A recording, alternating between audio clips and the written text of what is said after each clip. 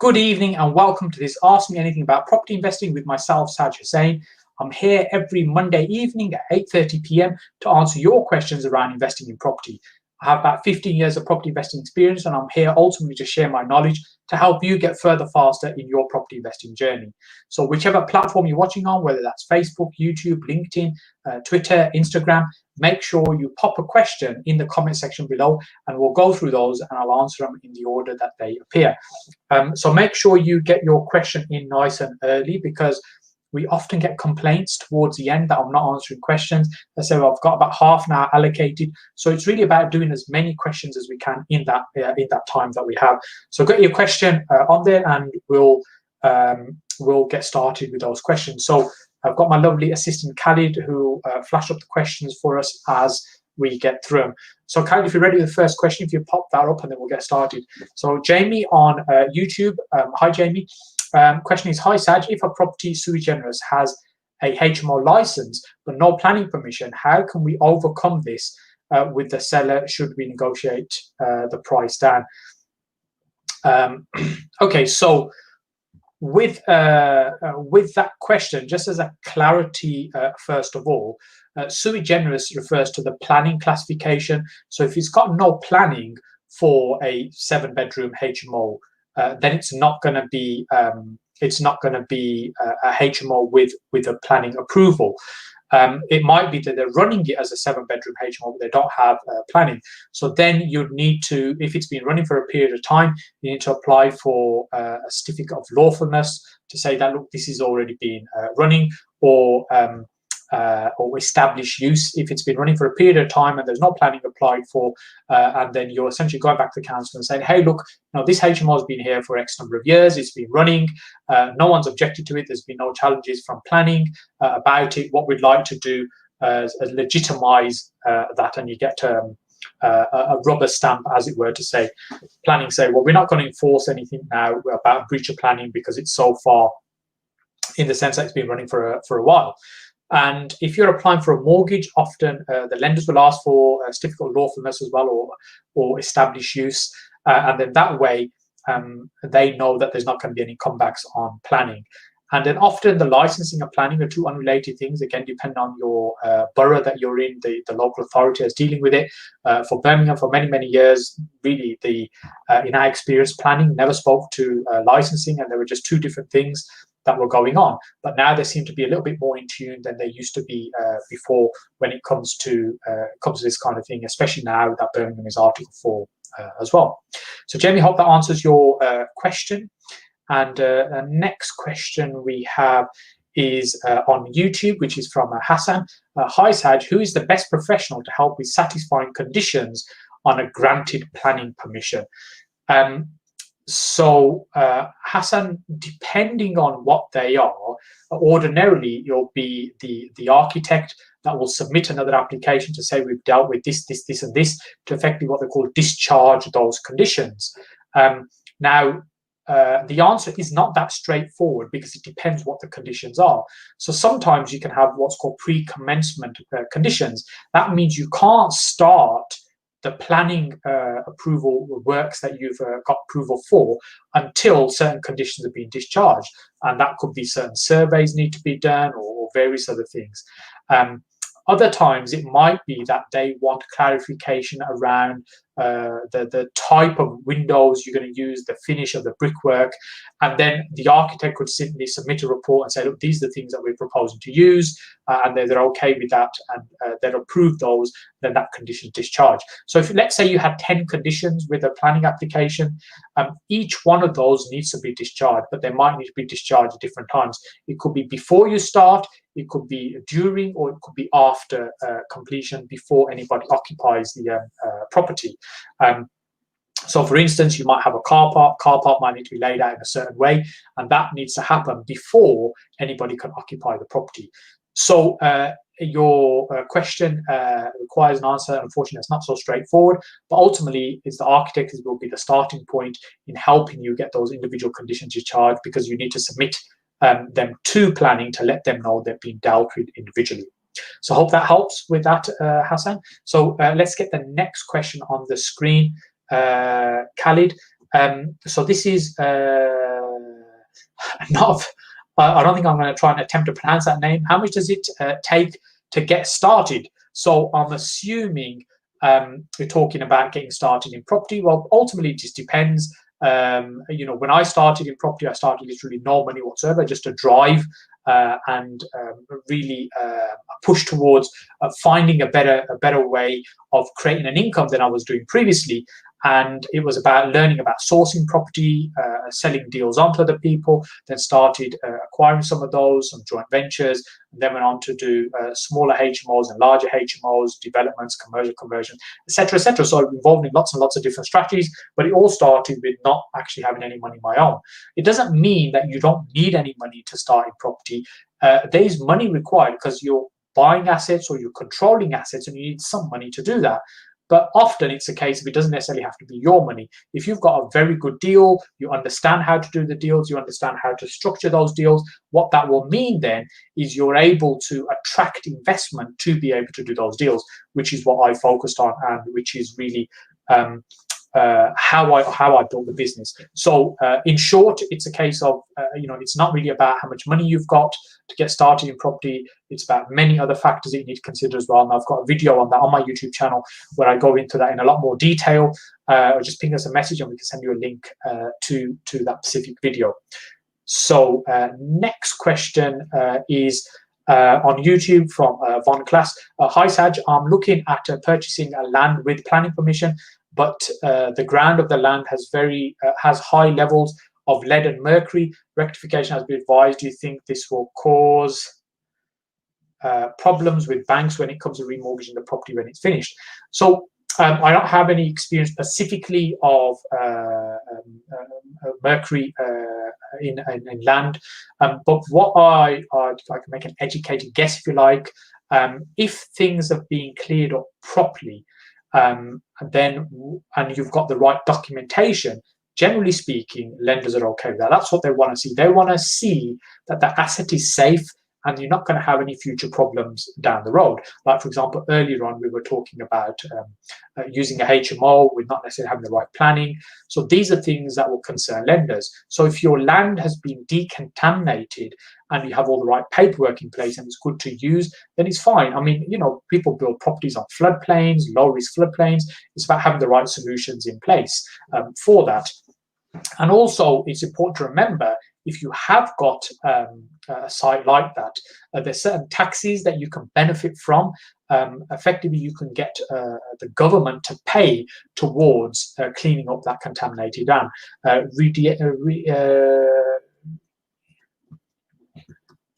I can't remember the exact title of the name of the tax from memory. But if you message me, I can send you the details. And if you speak to an accountant will probably understand what it is you're talking about anyway. So yes, you've got some work to do in terms of clearing the site up, but you can get some funding to help you with that as well. Towards the cost of that. Next question is from Jacob on YouTube. Sorry, Kevin Jacob. Hi Saj, I'm going to buy a 3-bedroom property as a residential mortgage and rent out 2 rooms while living at the property. Is this allowed if the property is an Article 4 area?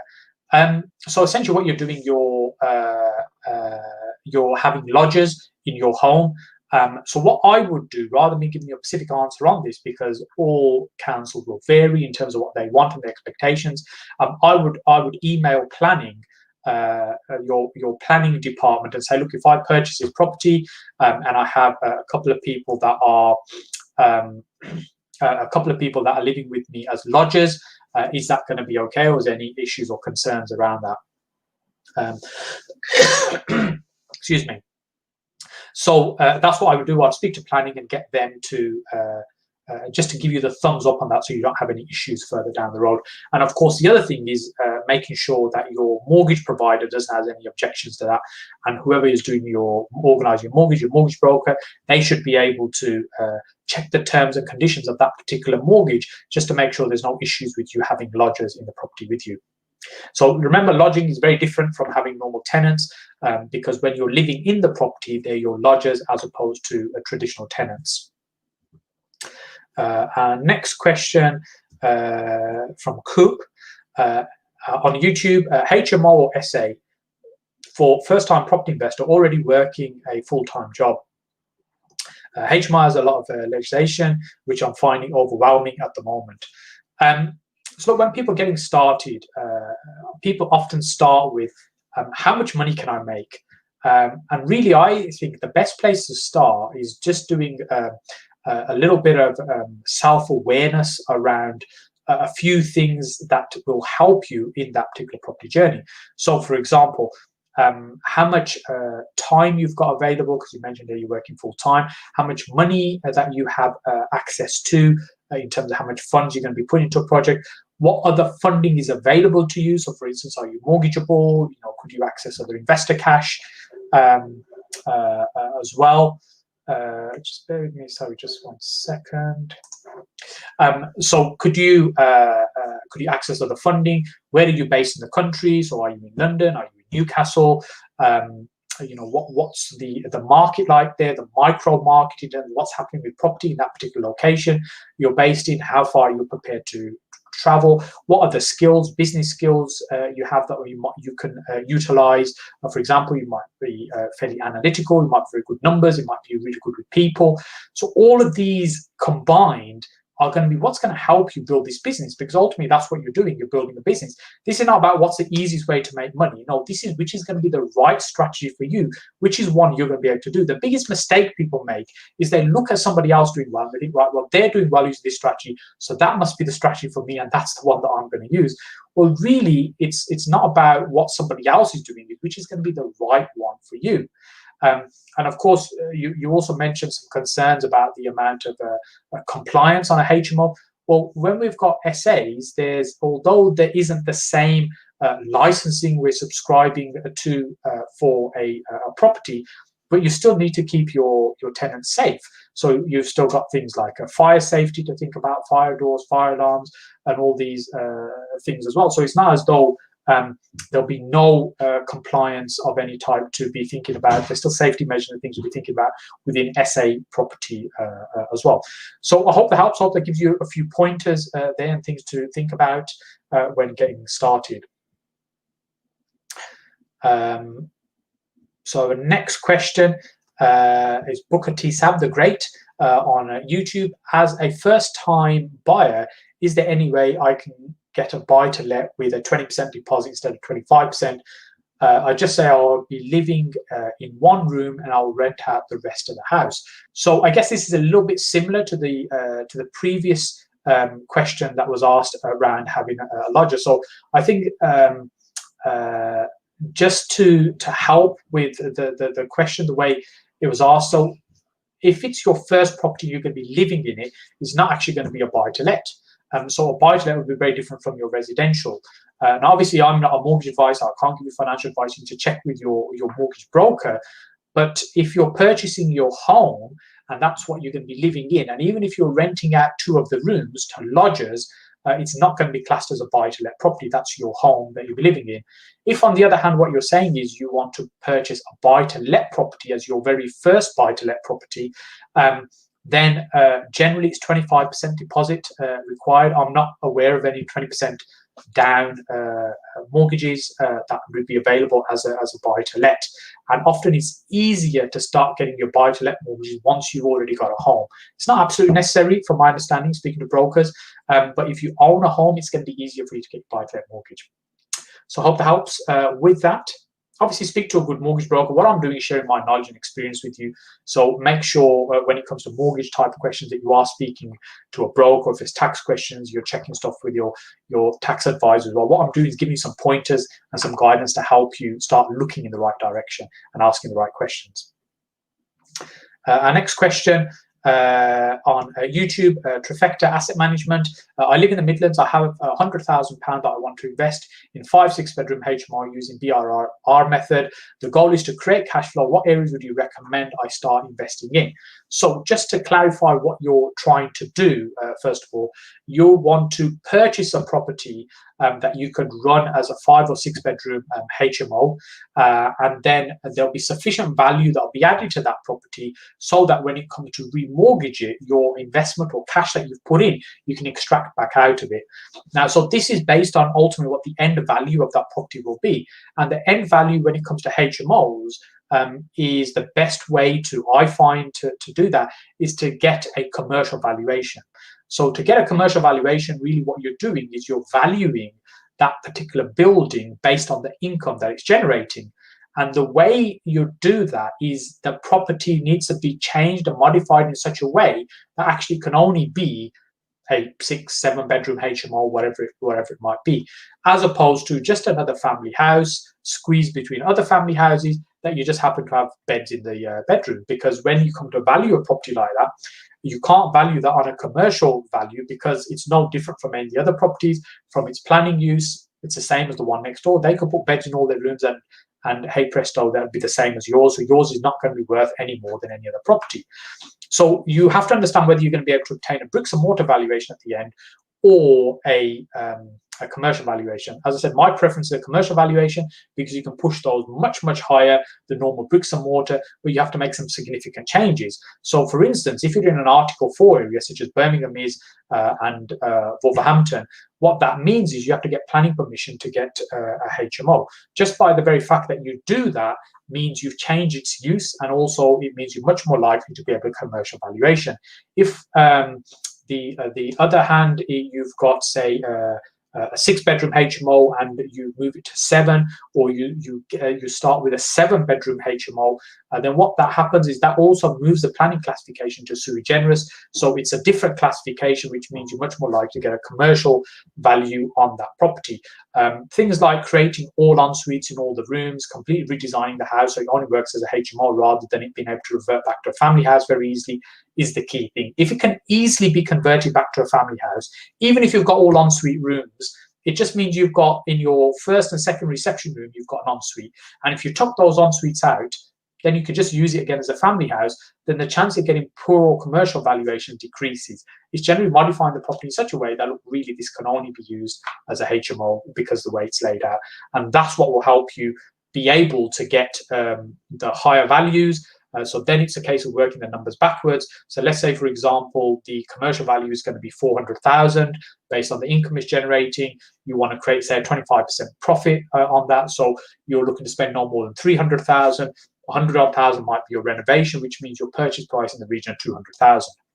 So that's how you'd calculate the numbers if you want to be able to extract all the cash back out of the transaction. Now, if you've only got £100,000 cash, some of it's going to go as a deposit, some of it's going to go towards the renovation works as well. So you've got to look up which is going to work. And of course, if you are looking to do this in Birmingham, then you've got Article 4 to deal with as well, which means you need to make a planning application first. So there's a number of factors that you need to do before you can pinpoint a specific location in terms of where this will work. Let me just turn those notifications off on that screen. So I hope that helps. Hopefully give you a bit of pointers. I know I can't be any more specific than that, but hopefully I give you some pointers to start looking in the right direction of what kind of numbers will stack up for you.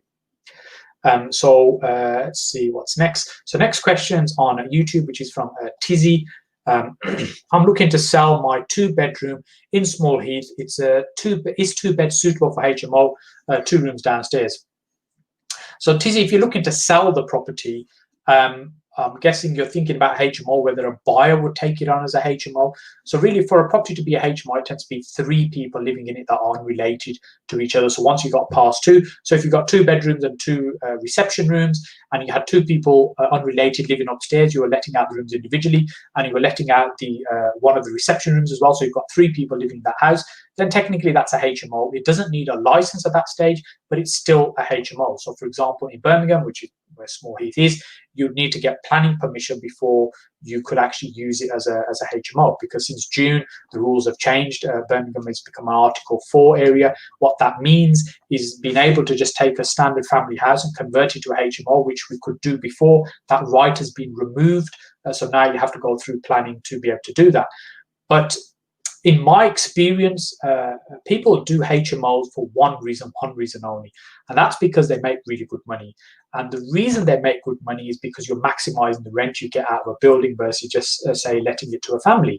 And one of the ways to do that is to increase the number of rents that you're getting from that house. So, for example, if it's, let's say it's, to kind of make a point here, let's say your rents are, sorry, I thought I'd turned all those notifications off. Let's say your rents are £400 for the room. Yeah. So if you let out 3 rooms, well, let's do the other way first. Let's say we get 6 rooms. So you've got £400 coming in for 6 rooms. So you've got £2,400 a month coming in. Let's say your running costs are your gas, electric, water, council tax, TV license, cleaners, gardeners. All these things amount to about £500 or £600.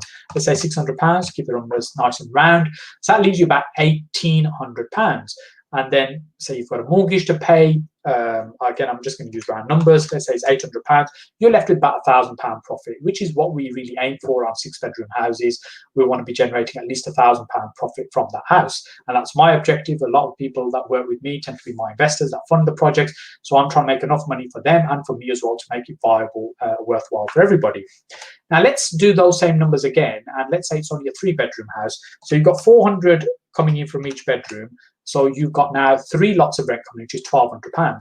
So your costs, your council tax, your internet, your cleaning, gardening, your water bill, all going to be the same, whether it's a 3-bedroom or a 6-bedroom.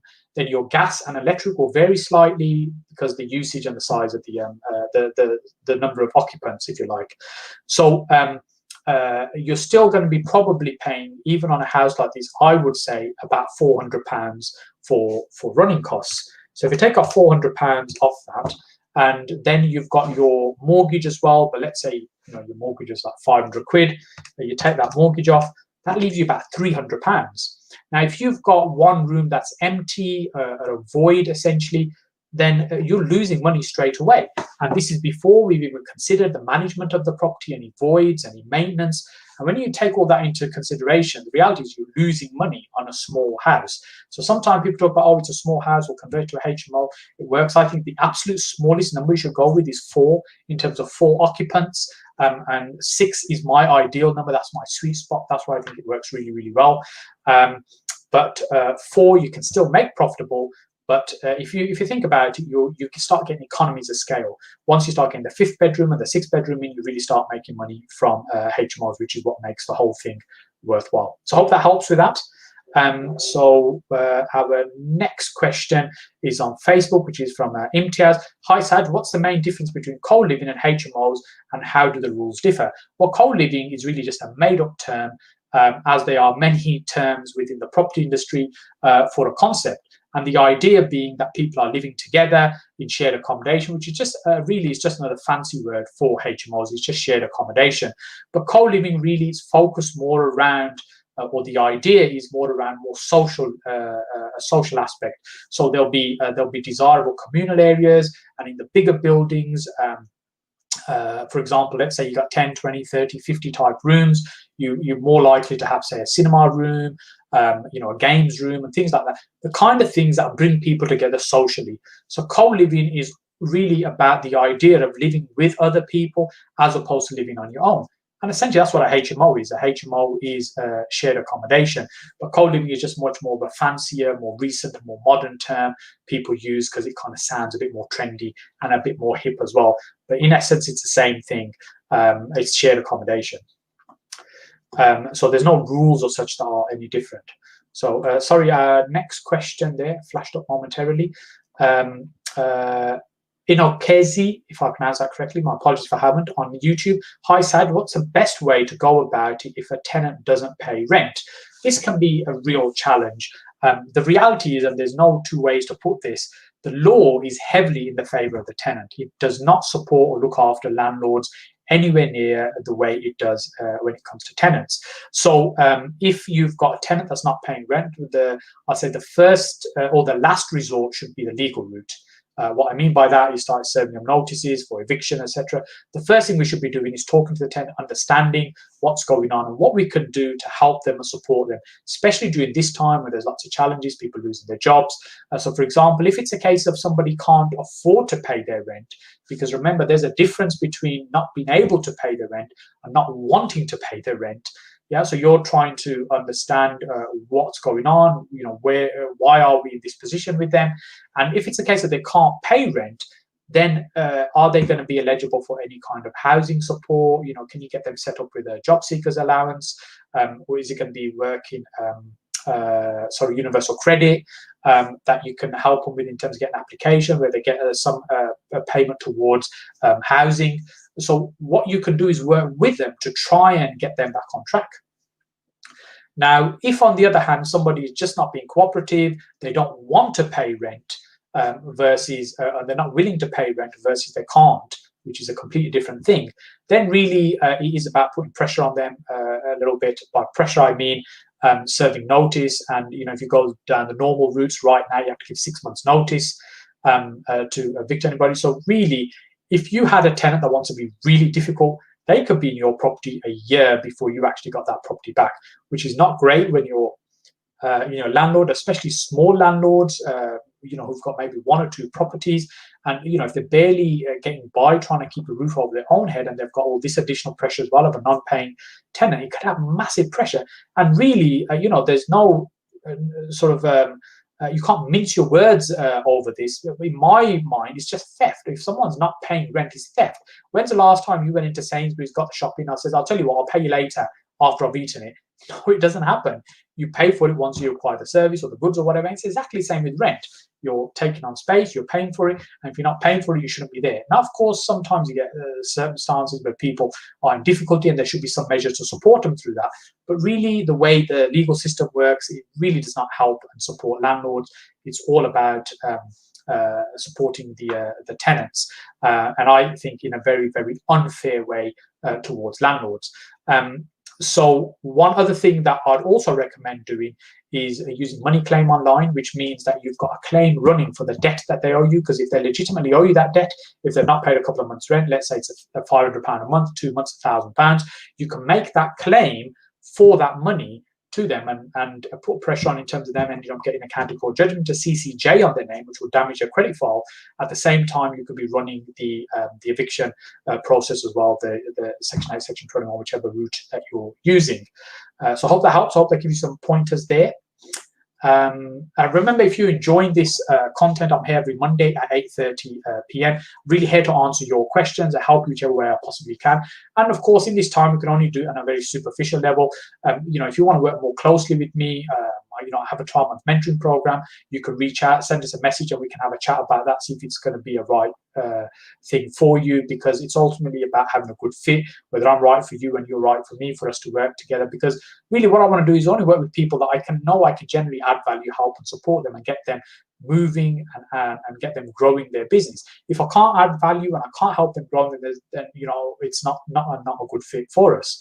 And of course, the other thing that I tend to do is I work with investors who've got funds to invest. And if you've got at least £50,000 to invest, you can always reach out, send me a message. We can talk about how we could work together on projects there as well. So let's get our next question up. So this is Always Big Socko on YouTube. I love the names on YouTube. For developing and for buy property from auction or Rightmove, which is better? And what's your opinion for developing and for buying property? Okay, so I think essentially what we're saying is to buy something that you want to develop. Is it going to be better to get it from the auction, or is it going to be better to buy through the agents, for example, find something on Rightmove? Well, ultimately, you've got to find what's going to be the right stock. So I'd be looking everywhere. So I wouldn't necessarily only be looking at Rightmove or only be looking at the auction. I'd be looking everywhere. And the markets change. I've been in this business 15 years. The market's very, very different now to what it was then. It just evolves. And I'm sure next year, the year after, things will change again slightly. So we need to be able to adapt how we work. So for example, when I first started, I spent a lot of time and effort finding deals direct from the vendors. I'd go look for the sellers, do deals with them directly. But as the market got more and more buoyant within Birmingham, say by about 2010, 11, 12, at that point I slowed down significantly doing direct to vendor marketing, because it really wasn't that it wasn't the right time to be doing that marketing. So again, with auctions, you've got to think about what was the auction room like, say 10, 11 years ago, when the market had crashed previously and we were in a credit crunch. You could pick up properties very, very cheap. There was hardly anybody in the auction room. most of the chairs were empty. But now if you go into the auction room right now, for example, in Birmingham, before lockdown, people were queuing outside. There were just so many people trying to get in the auction room, trying to get a deal. And of course, the auctioneers take advantage of that in terms of how they do their marketing. For example, they'll have a property with a guide price of £30,000 or £40,000, and people think that, oh my God, that's so cheap. But really what it's doing is creating hype, it's creating marketing awareness that this exists, and might get lots of people turning up, and then it's a social proof about, oh my God, all these people here in the auction room, it must be the place to come and buy this where everybody is. But the reality is that's working against you, because what's happening is the price is being driven up, and the property is not going to sell for £20,000 or £30,000. It's going to sell for what it's worth, or what someone's prepared to pay for it, which might be £120,000, it could be £200,000. And that's why the sale prices are significantly more than the guide prices, because the guide price is just designed to get you into the room and get your attention. So you've got to work out what's a realistic figure for you to pay. So when it comes to auction, you've just got to do the calculation on the sums and say, look, this is what this is worth to me. This is how much I'm prepared to pay, and you stick to your numbers. And if you don't get it, you don't get it. The number of properties you won't get at auction, that's fine. That's just how the process works. And of course, you have a similar criteria when you're looking to buy direct with agents. The market's still quite strong. It's fairly buoyant. It's quite difficult to get some very, very good properties at the moment in terms of discounted, where you can add significant value. So that's not easy to do, which is why I think it is important to be looking at lots of different places and not just looking in one place only. So you're exploring various different ways. And remember, if what you're trying to do is acquire property, add value to maybe sell on or to keep, you've got to think about how much profit you're creating within that deal, whether you're selling or whether you're going to refinance. So if you're refinancing, typically you want 25% and above of equity that you've created, so that when you remortgage, you can get most of your initial investment back out. And if you're selling, it's whatever sort of profit level you'll be comfortable with doing. So there's two ways you're making money really in those types of deals. One is right at the beginning when you buy the property, because you buy, say, for example, the discount. Let's say it's £100,000 property and you bought it for £80,000. Well, you've made £20,000 on day one. So you've made money on day one just because the way you bought it, so you bought very well. And the other way is by adding value, making the property worth more. So for example, taking it from a 2-bedroom to a 3-bedroom, taking it from a little 3-bedroom family house to a nice luxurious family house. So you're adding value to what's already there, pushing up the overall value. So two ways you're making money from the property. One is the add value, and one is buying it below market value in the first place. So I hope that helps. I just want to say thank you so much for taking the time to spend with me on a Monday evening. Remember, I'm here every Monday at 8:30 p.m. We stream live on various platforms. That's YouTube, Facebook, LinkedIn, Instagram, Twitter, whichever platform you're on. Make sure you're here at 8:30 p.m. Put your question nice and early. I'll do my very best to answer that. If I can help in any way, reach out to me. Most of my handles, connections are been scrolling along the screen. It's either the Saj Hussain or Saj Hussain on any of these platforms, and you'll find me. Send me a message, and I look forward to seeing you again here next Monday at 8:30. Thank you.